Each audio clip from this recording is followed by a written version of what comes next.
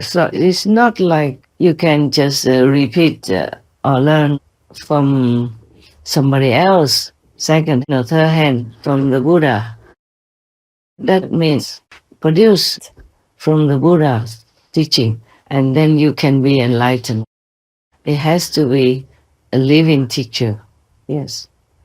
And many other monks also like Ananda and other persons, they have to be under the Buddha's merciful guidance with tremendous power from within the Buddha himself. You see, in many scriptures of the religions, they all mention that you must find a living master, a living Buddha.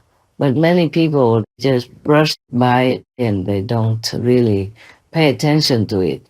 And they also don't know where to find the master and what kind of master that will be. How could they even test to know if the master is good or not? It's not like you go into the store, and then you can try some clothes on and know that it fits you. Yes, it's harder. If the master has teachings printed into a book or something, then maybe you can read it first and then you will know that the master is good for you. Or if you have enough fortune and a little purity and sensitivity, then you might see the master in the inner realm of heaven, of the liberated realm, and see the master doing this and that and rescuing other people. With your spiritual eyes, in your inner vision, then you know this master is truly a master. Or in his presence at the initiation, you can see the inner light within from heaven, or you can hear the melodious voice of God, the inner heavenly sound or vibration, we call it. Then, of course, you're happy and you will cleanse all your karma the day that you are fully initiated. Your karma begins to leave you because positive and negative cannot mix into one. So you see, after being the Buddha's disciple and being taught by him already to meditate, or maybe this Kuan Yin method, Mahākāśyapa still continued to eat once a day and live the way he did before with the 13 virtues, 13 disciplines of asceticism. But you see, it's not because he was an ascetic or ate once a day that made him become an arhat. No, no. Even if you eat 3 meals a day, you can still become an arhat if you meet the Buddha, the great Buddha like Shakyamuni Buddha. Yes.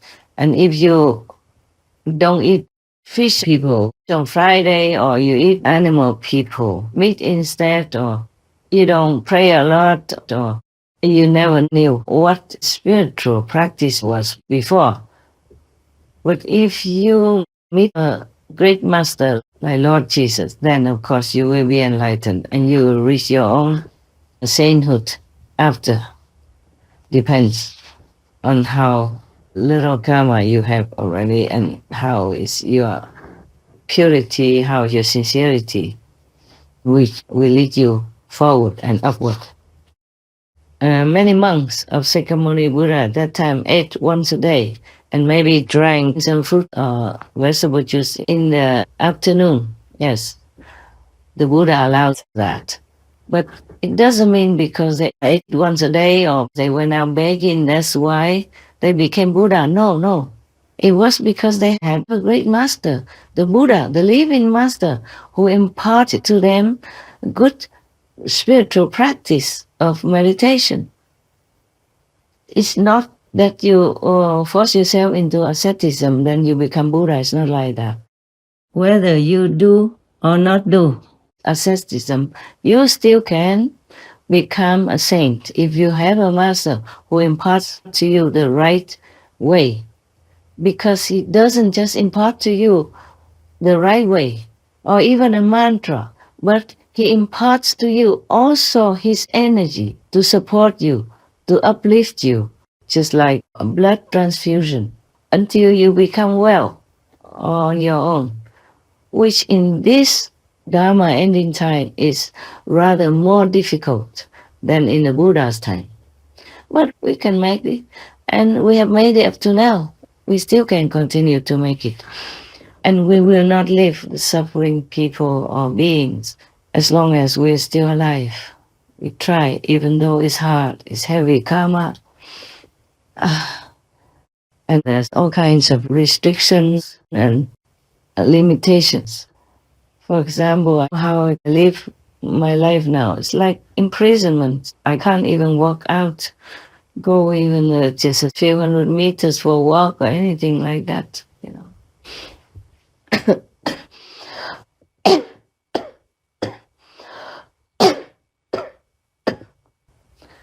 Even if I want to take some photographs, I have to see that maybe that place is empty, the garden has nobody looking, or take just some steps away from the door.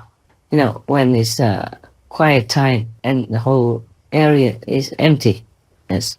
And then when I come back, I have to pay for it, you know, spiritually. I have to make it up more, meditate much longer. But then it's quite busy sometimes. The Supreme Master television additional work is, oh my God, sometimes it feels like forever. From yesterday morning until now, I haven't closed my eyes because there's too much work on Supreme Master television for me alone. And I'm not very good with computers or high-tech or anything, you know. So in order to find some English word that I have forgotten how to write correctly or to know the meaning of it, it takes me a long time. I have to take out a dictionary and look all over for it. And sometimes that dictionary doesn't have it. I have only one with me. I can't just carry everything when I'm on the run. Sometimes if I'm on the run for safety reasons, I have only one pair of clothes on my body and the handbag. Nothing else. Everything else, I maybe have to ask somebody to send later or go without or buy it on the road.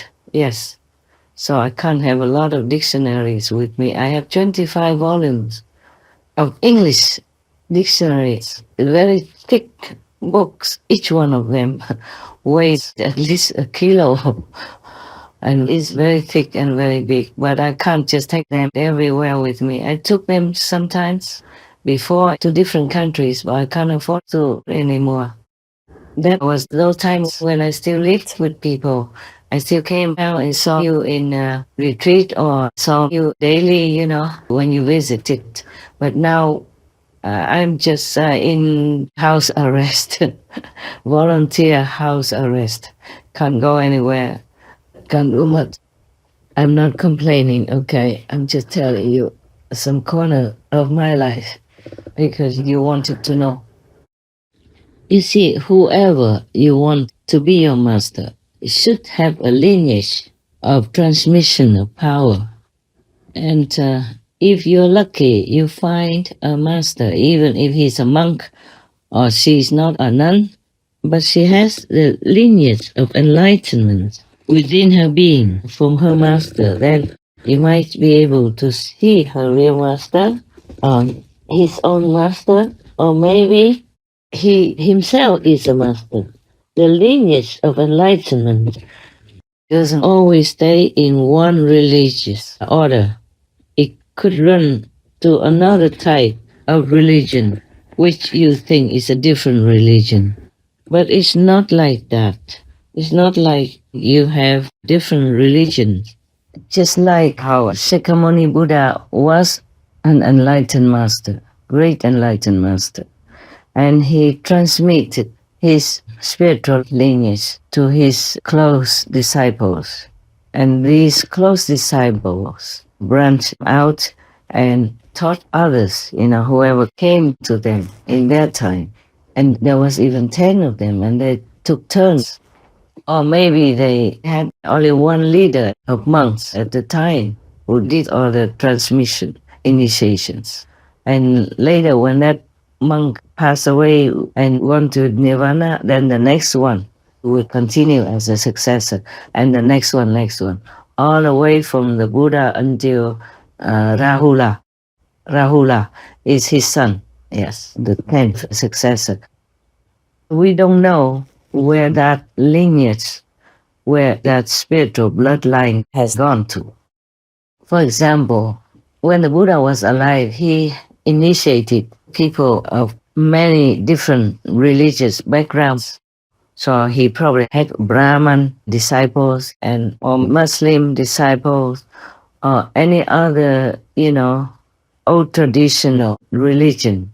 But they became Buddha's disciples. But as the Buddha was not like a dictator, he let any of his disciples continue to follow their religion.